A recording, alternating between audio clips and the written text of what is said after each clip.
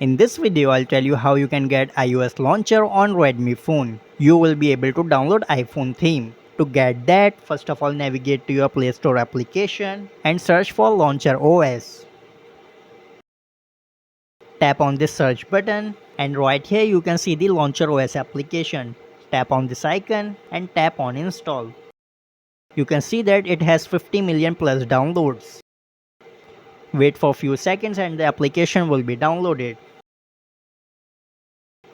Once the application is downloaded, simply tap on open and you will need to give some necessary permissions. From here select the language. I will go for English, then tap on continue. Tap on continue once again, tap on continue. And from here you will need to give some necessary permissions. Tap on allow access. And from here give the access. Enable this toggle and wait for 10 seconds. Tap right here and tap on OK. After that go back and from here you can select the wallpaper. Tap on set wallpaper. There is no need to pay. Tap on continue with ads and after a few seconds your new theme will be loaded.